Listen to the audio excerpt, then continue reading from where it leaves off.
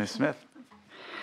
Good morning. I'm Marcia Smith. I work with the Energy Commission in the efficiency. Sadly, it's no longer morning. So. I did actually cross this out to say good afternoon, Senator. I work with the Energy Commission in the Efficiency Division in the Local Assistance and Financing Office, which includes the California Clean Energy Jobs Act for K through 12, known as, among us, as Proposition 39. Our K through 12 Energy Expenditure Plan program is just over a year old, and we actually do the review and approve of the energy expenditure plans which come into us as applications for the local educational agencies, which are the K through 12 districts, charter schools, county offices of education, and the 3 special state schools. At the end of last month, we transitioned to and launched an easier-to-use online application system, which incorporates revised guidelines that the Energy Commission approved at its business meeting in December of 2014. To date, 351 LEAs have submitted energy expenditure plans, and that represents 1,130 energy savings projects, totaling over $234 million. As my colleague said, about 80% of those are multi-year plans. The Energy Commission's Prop 39 team works personally with each applicant to approve their plans. We've approved 302 of those 351 plans that have come in the door so far, and those represent about 1,000 projects and represent over $200 million in projects. These numbers increase daily and change daily, so we are constantly getting applications in and working with the LEAs. The breakdown of the energy measures in the projects that we're seeing, which right now are primarily energy efficiency projects, which is consistent with the state's loading order for energy, is about 57% are lighting and lighting controls, 28% are heating, air conditioning units and controls, 12% include a variety of things like plug loads, pumps and motors, hot water, building envelopes, which includes walls and roofs, and about 2% are for energy generation, such as solar, photovoltaic. These projects represent an estimated... But where would insulation fit into that, into those categories? That would probably be part of the building envelope. Building envelope, okay. These projects represent an estimated total energy cost savings of $16 million so far, and that money then goes back to the schools to be used either for additional energy projects or for other uses as they see fit.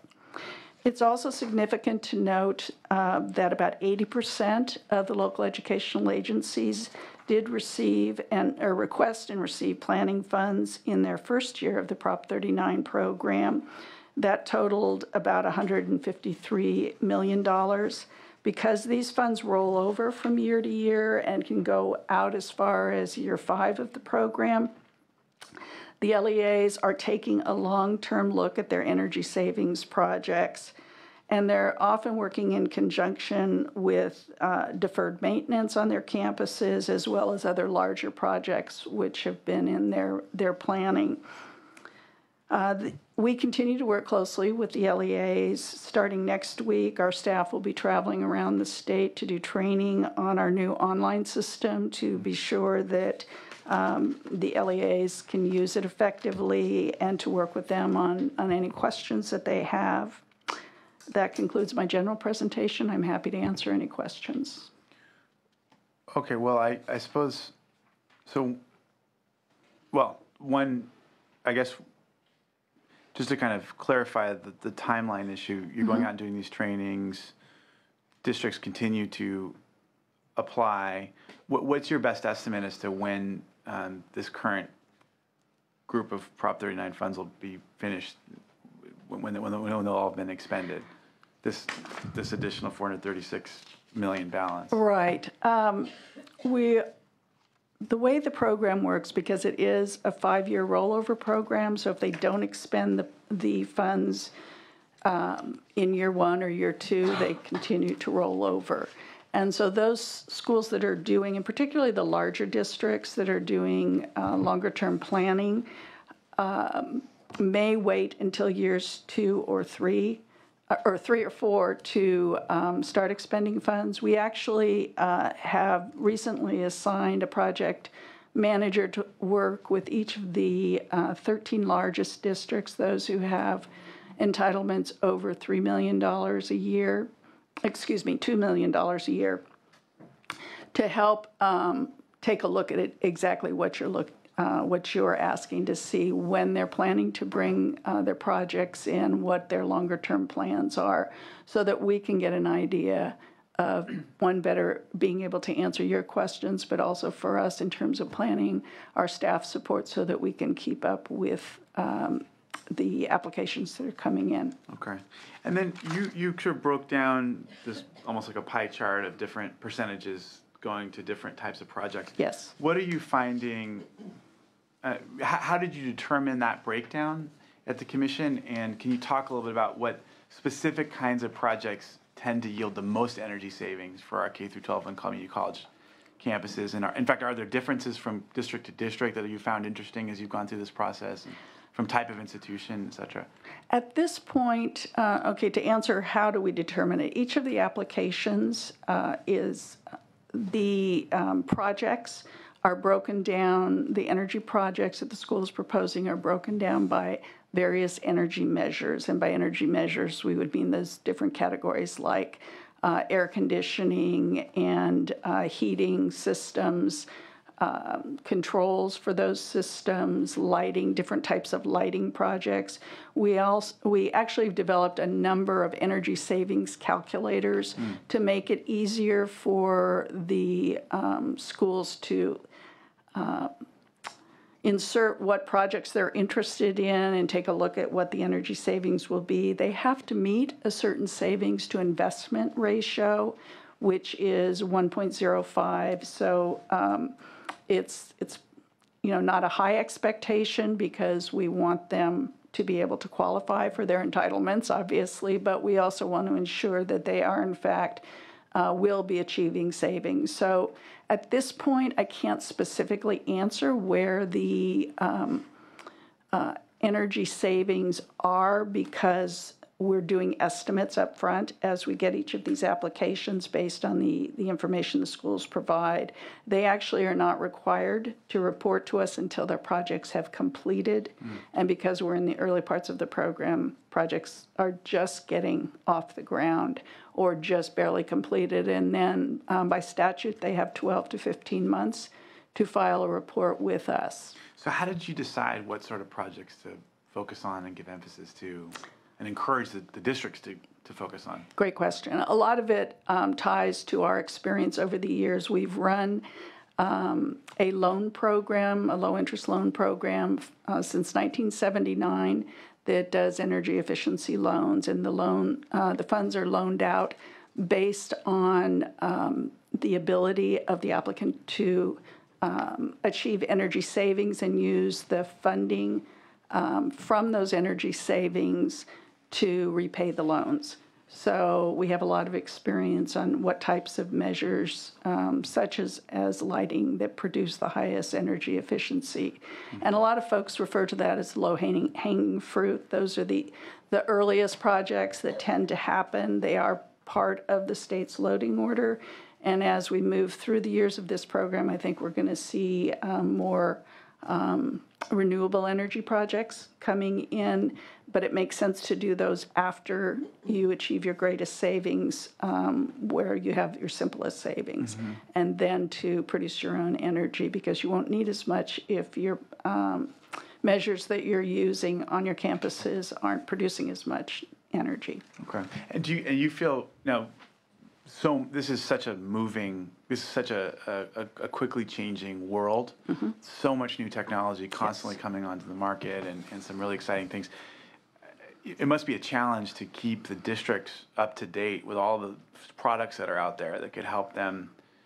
Though maybe what you're saying is that some of this is just kind of the old-fashioned stuff that needs to be addressed first before we can move on to the more cutting edge It's a little both. Yeah. And I'm sure the schools are getting lots of sales advice. And sometimes, Which is overwhelming for them, and absolutely. And so one of the things that we established early on in this program, when we were given the responsibility to implement, we set up a web page. We do frequently asked questions. We put out warnings early on when the program first started and folks were out selling products and claiming to be Prop 39 certified, and we let schools know there was no such thing as Prop 39 certified projects. So it's a constant information process. We have a lot of stakeholders in addition to schools that we work with who help us get information out to the LEAs and are there providing them with unbiased information. So as best as possible, we have a hotline to answer questions and verify information for them, and we're just trying to provide as much personal service as we can. do you think there's more that the state and including the legislature could do to protect districts from fraud, kind of vendor fraudsters and things in areas like this? I mean, I myself, as a school board member, got some of these heavy pitches, and once you start to look into them, you realize that there's a lot more than meets the eye. This whole issue of Prop 39 certification, it almost seems like a deliberate act of deception, given the fact that this mechanism doesn't even exist.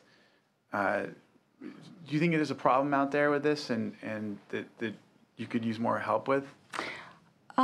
I think it was a problem initially, or it was potentially could have become a problem. And by communicating with and hearing what was going on in the field, by having open lines of communication through some of the different associations as well, so we knew what was going on, we were able to get the word out right away. And by setting up a mechanism for schools to contact us and ask questions, to have people available to answer those questions, whether by phone or email, as well as to post information and providing field training. I think I don't see it as much of a problem. And I think that, schools are learning, if they haven't in the past, to become sophisticated and know who to trust in terms of advisors. Many of them now have the funding to be able to hire an energy manager who can sort through some of those kinds of things. That was part of the Prop 39 program, and they can use some of their money for that purpose. Interesting. So Okay. there's a lot of, we're learning as we're going. Okay. All right. Thank you. Thanks so much. Thank All you. right. We'll next hear from Mr. Troy from the California Community Colleges. Yes, thank you, Senator. I'm Dan Troy. I'm the Vice Chancellor for College Finance and Facilities Planning at the California Community College Chancellor's Office. The Prop 39 process has worked very well on the whole for the community colleges because of our existing partnership that we had long had with IOUs and our office's direct capital outlay allocation process with districts. We were well established to hit the ground running when Prop 39 came in to the state. And to that point, over the first 2 years of the project, we've been able to have 532 projects funded through Prop 39 to our districts. As you can see through your table, there's been a heavy emphasis on lighting, converting existing lighting to LEDs. As Ms. Smith noted, that's very much the low-hanging fruit for districts, and it's a very important piece of their utility budget. I think, and by our numbers, we've seen about 30% of the utility budget goes into lighting. So improving the efficiency of that process brings both energy savings to the state and cost savings to districts. For the first couple of years of the projects, we've seen a bit of a shift. And we're in the types of projects that districts are looking at. Certainly, there's still a big emphasis on lighting, but we've seen more HVAC upgrades in year 2 of the project. We've seen districts moving to more significant energy auditing and monitoring processes, such as monitoring-based commissioning. or now that the funds appear to be a little bit more permanent and long-term in nature, districts are making the investments in those areas. Additionally, in our office, we've peeled off some of the money, which we have authorization to do in statute to also invest in the workforce component of Prop 39. Over the first 2 years, we've taken about $9.5 million in order to create articulate new training programs at the colleges. We've also partnered with UC Davis on professional development to make sure we have instructors out there who can teach the modern technology to get that workforce out there to do the work of completing these projects. You're talking about there. sort of electricians with the lighting installation and solar. That's right, making sure that we have programs in place that can train folks to do this modern work of energy efficiency, for sure. So we think if you when you put the two together, the program itself has worked very well. It's a very comprehensive package. We train the workforce to go out there and do the projects, and then we fund the projects on the other end. So the process has worked very well for us, and we're very supportive of the governor's proposal to continue that. Has there been much cooperation or work with the various building trades unions on the workforce, on the sort of energy efficiency training at the community college level? Do you know much about that? A little bit, yeah. We've worked on pre-apprenticeship programs with the Workforce Investment Board and with the California Conservation Corps. So we're very engaged with the trades. Okay. Is there any story out there from the colleges that you're particularly proud of in terms of some example of low-hanging fruit that you know of that's already showed some success? I know it's an early program, but yeah, it is an early program, but we are definitely very pleased with the work that's gone on so far. And in the audience we have our administrator of the program, Susan Yeager, and she tells me that when she goes to campuses, she can't tell you how many times she's had people come up to her and say, "Thank you so much for improving the lighting in the parking lot." That before it was a scary place for people to go at night, but now they have energy efficiency lighting out there that makes it a safer environment for staff. And we're also pleased that in the first 2 years, from the data we have, we've got about $12 million in cost savings for districts that can be reallocated into the classroom. And that's annual ongoing savings. And when you think of we have about $70 million in projects out in the first 2 years, that's a very good bang for the buck. Any thoughts you have for us about improvement of the implementation or things you'd like to see change? Anything that's kind of standing in the way? At this point for us, I think the program works very well. We're hopeful that we can capture more revenue when we get to mid-revision and get more projects funded. Okay.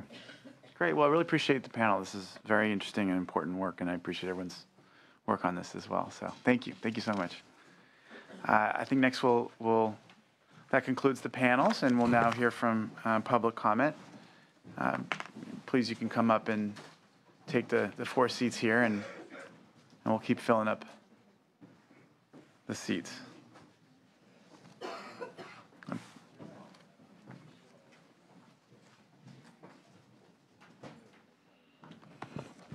right. Hi there.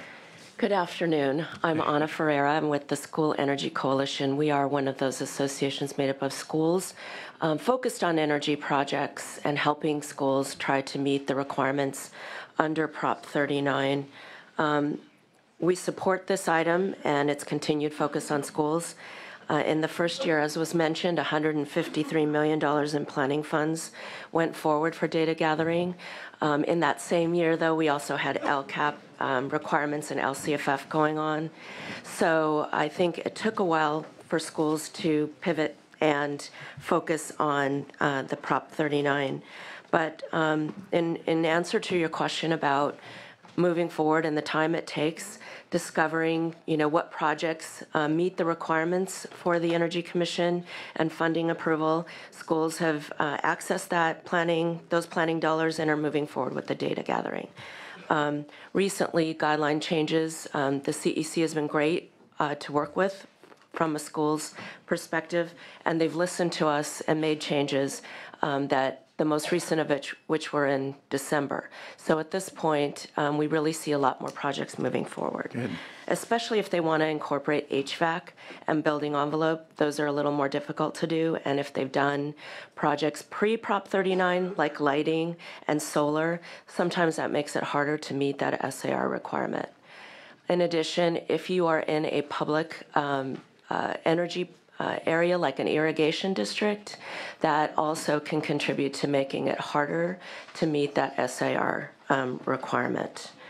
But again, I'm sorry, SAR. is the savings to investment ratio of right, 1.05. Okay, yeah.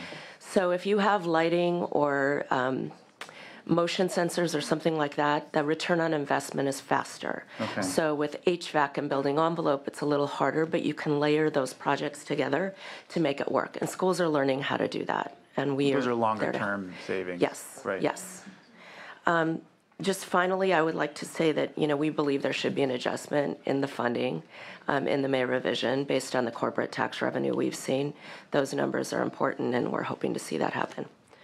We strongly urge your continued support for this item. Is there a specific kind of formula that determines how much money is supposed to go into 39?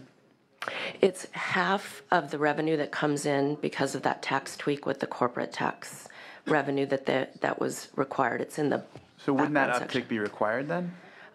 There should be an uptick based on the numbers that we're seeing, and that would happen in the May revision. Also, we also see, because of deferrals, maybe even we would hope to see a true up of 14 and 15.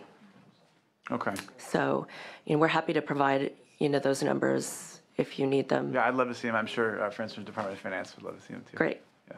Thank you. Thank you. Good afternoon, Senator Allen. My name is Melissa San Miguel with the National Center for Youth Law.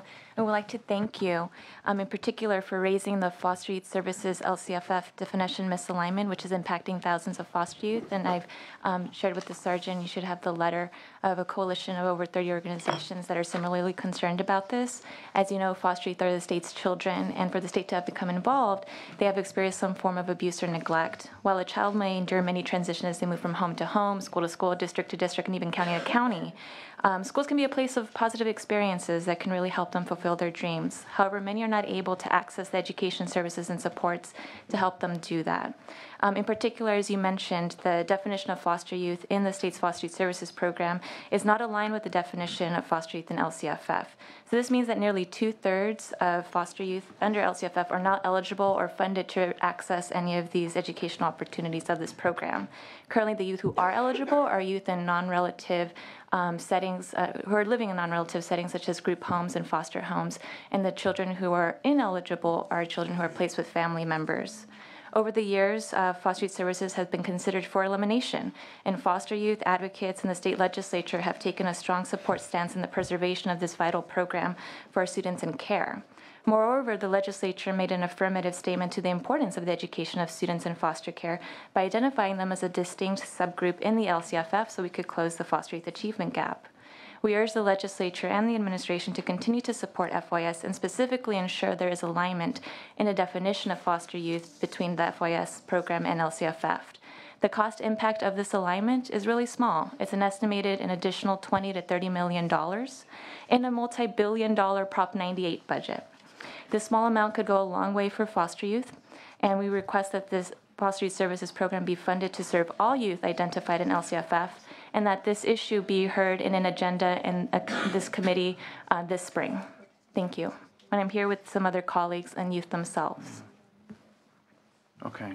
Thank you. I really appreciate that. And I suppose you're before us because FYS is Prop 98.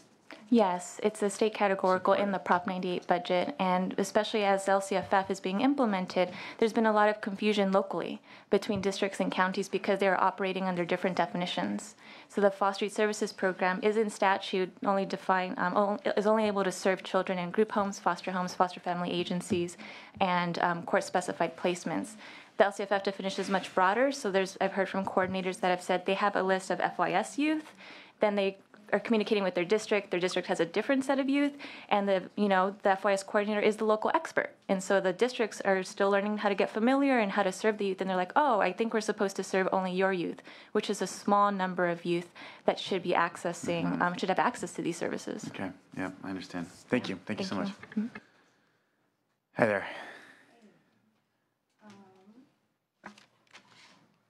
So I'd like to thank you as well for raising the issue of foster youth.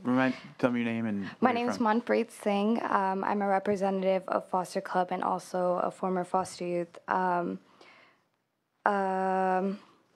I can personally attest to how impactful these educational supports are. The problem is only about 33% of foster youth are being served per foster youth services.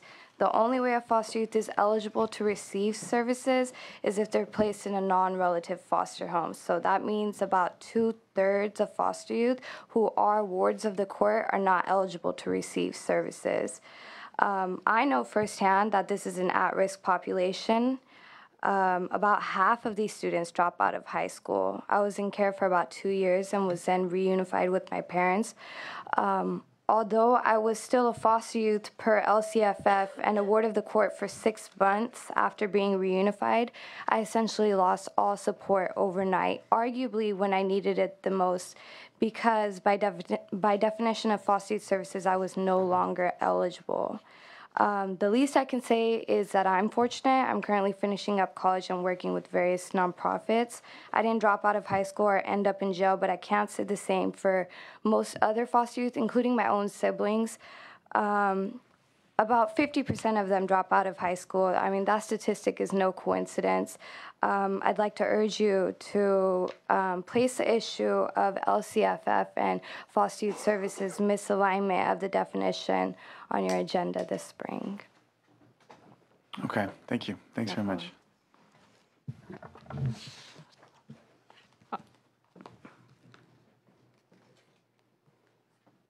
Hi there. Hey, good afternoon. I'd like to thank you. And I'm Jason Lowe, and I work with California Youth Connections, and I'm also a youth mentor. And I'm also here to speak on the behalf of, to thank you as well on the brought up for the alignment for foster youth services and the LCFF. I cannot tell you, when working with youth who are in kinship and not in kinship, there's such a huge differences between services. It's not even funny because you can only offer so much services to one, and the other one's like, why can't I get these services even though I'm technically considered in the foster care program? So being able to align and define that definition a little bit more would be gratefully impacting onto the youth along that, even though foster youth have are at a greater educational disadvantage than any normal child. And with the foster youth services being implemented and being broadened, they can help overcome these educational challenges. Thank you. Thank you. Yes, sir. Kyle Sporleader with the California Youth Connection. We're a youth-led organization composed of current and former foster youth ages 14 to 24, spanning 34 counties throughout the state. And this has been a huge priority for our members. It was very encouraging to see both the administration and this body recognize the need to really address the needs of foster youth who are students with the passage and ongoing implementation of LCFF. With that, we also recognize that, and I think that lots of folks here today have recognized that we are in the early stages of implementation, especially when figuring out how to address the needs of those special populations that were identified, the low-income English language learners and foster youth specifically.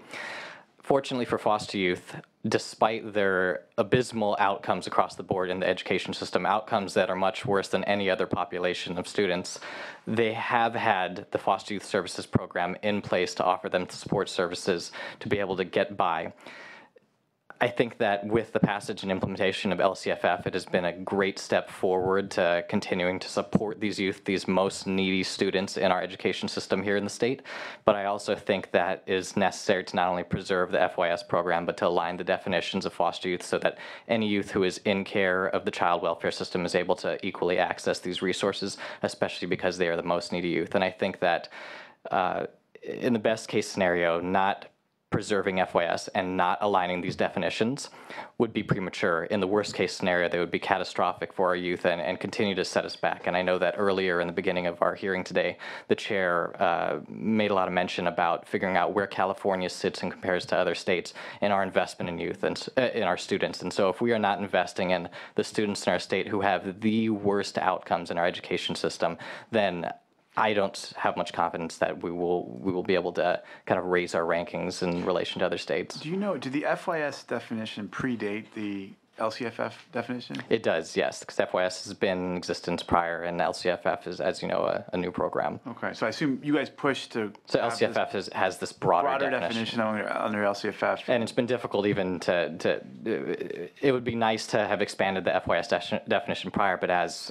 prior colleagues of our coalition have mentioned, it's been a struggle to even preserve and maintain the funding in existence for FYS these past several years. So I think it especially doesn't make sense in light and in the context of early implementation of LCFF, even if we think that program by itself will be able to properly serve foster youth, to get rid of the program that is proven to be serving foster youth already this early in the implementation of LCFF is absolutely premature. And again, I said it, in worst case, catastrophic for these youth. Well, you're making two different arguments, though, right?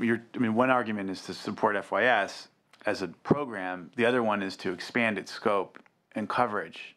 Exactly, yes. Right. Because I think that working with this body and making sure that FYS has been preserved the last several years, it's an important point to make that we preserve FYS to begin with, but our goal is, assuming we have that preservation of FYS, that we can align the definitions that LCFF has so that we have all the populations of foster youth being served equally by these systems. So we would like both systems to be in place serving foster youth and serving all foster youth, not different populations of foster youth. Does the administration make the argument that less resources are necessary for those foster youth who are in a kinship placement?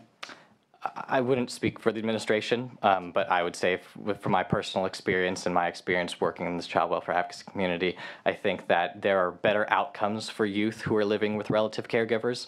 That's not a given necessarily, though, and I think that the system in general automatically makes an assumption that once you put a kid with grandma or an aunt, that, oh, they're with blood, they will be absolutely fine, and they don't necessarily need a variety of support services, and that's not the case. And actually, with my personal experience being a relative caregiver for my two younger siblings, I can personally attest and say that's not the case. And I felt very frustrated as a relative caregiver, feeling disconnected from the system, and that once my siblings were placed with me, that everything would be just fine. Interesting. Okay. Thank you. Thanks very much.